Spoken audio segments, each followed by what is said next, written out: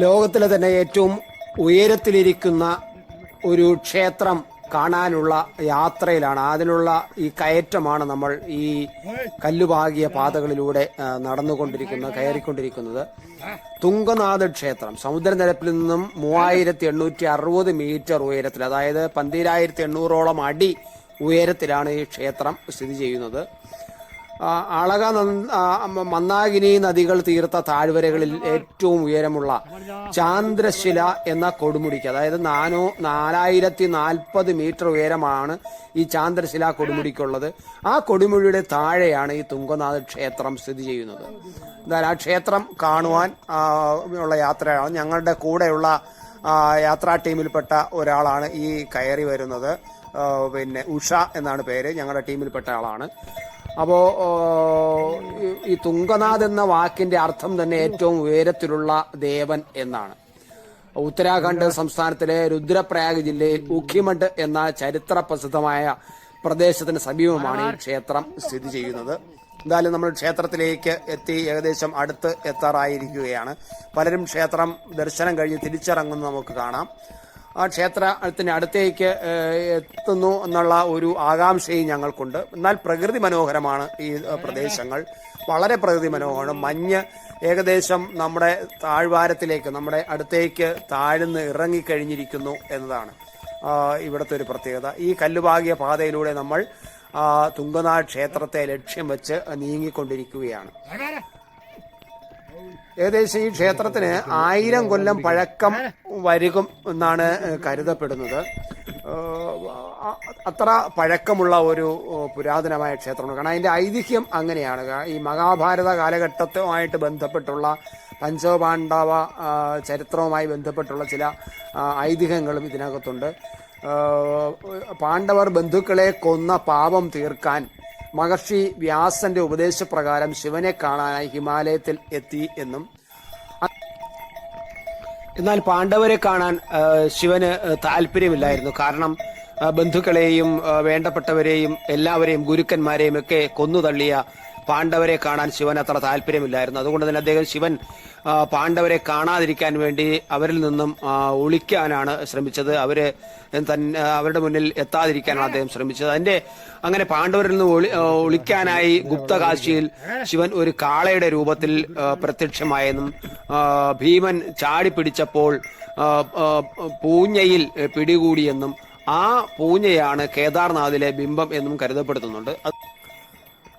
ആ കാളയുടെ പുറത്തു കണ്ട അവയവങ്ങൾ പഞ്ചകേദാരങ്ങൾ എന്ന പേരിൽ ആരാധിക്കപ്പെടുന്നുണ്ട്. തുംഗനാഥ് കാലുകൾ ആണ്, മധ്യമഹേശ്വര വയർ, രുദ്രനാഥ് തല എന്നിവയാണ് മറ്റ് ക്ഷേത്രങ്ങൾ. ഇവ ഉൾപ്പെടുന്ന ഹിമാലയ ഭാഗത്തെ കേദാരഖണ്ഡം എന്ന പേരിലാണ് പുരാണങ്ങളിൽ വിശേഷിക്കപ്പെടുന്നത്.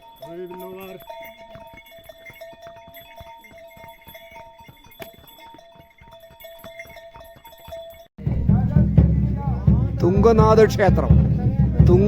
ക്ഷേത്രം ഏകദേശം 5 കിലോമീറ്ററോളം കുതിരപ്പുറത്ത് വന്നതിന് ശേഷമാണ് ഇവിടെ എത്തിയത്.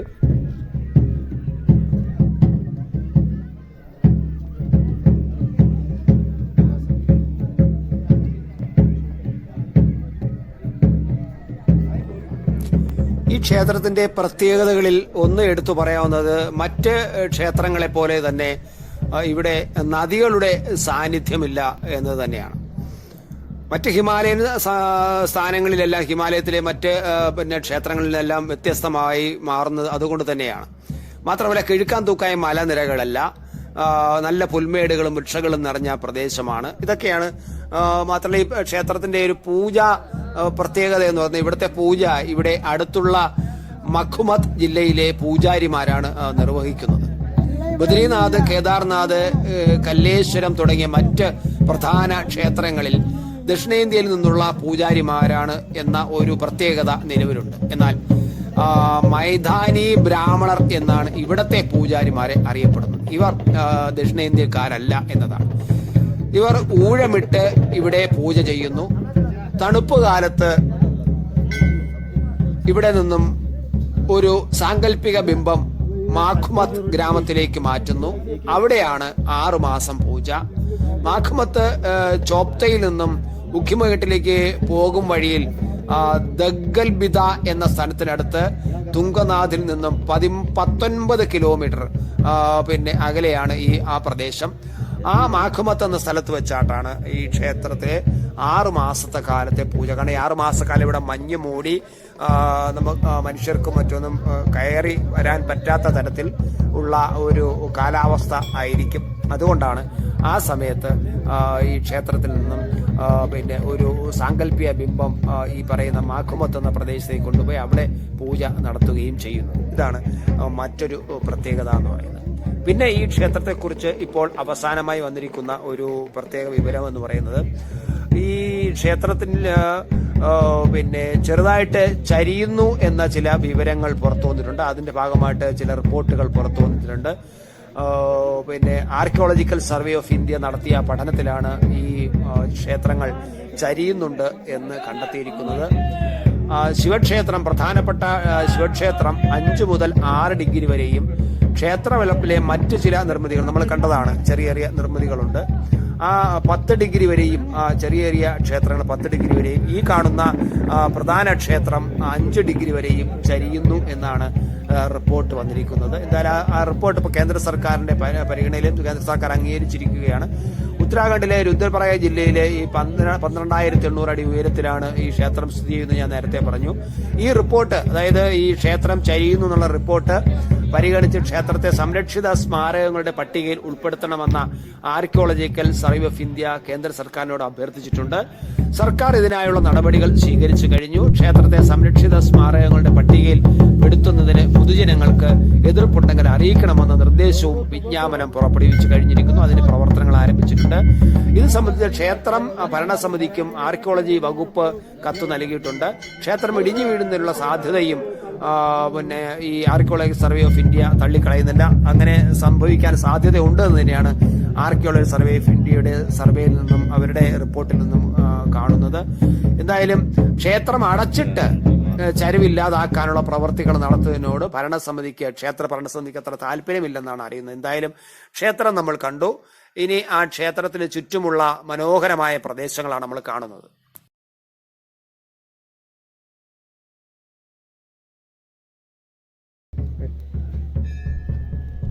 ഇപ്പൊ രാവിലെ 10:15 സമയം.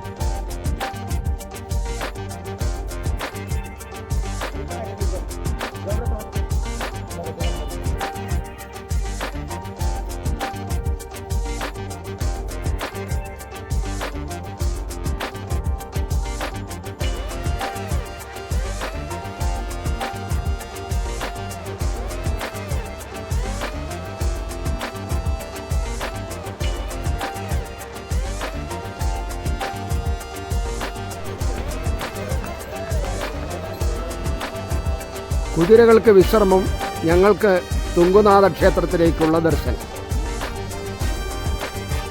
ഇത് തുംഗനാഥ ക്ഷേത്രത്തിൻ്റെ താഴ്വാരങ്ങൾ. നടന്നു കയറി വരുന്നവരുണ്ട്, കുതിരപ്പുറത്ത് വരുന്നവരുണ്ട്.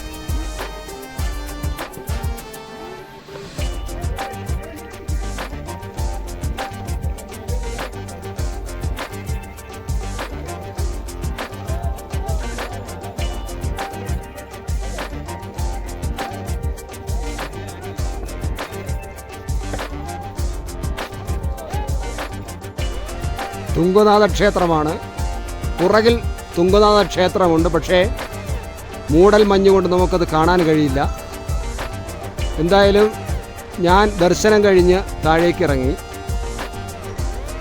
ആ താഴെ നിന്നുള്ള ഒരു വിഗ്രഹ വീക്ഷണമാണ് 360 ഡിഗ്രി.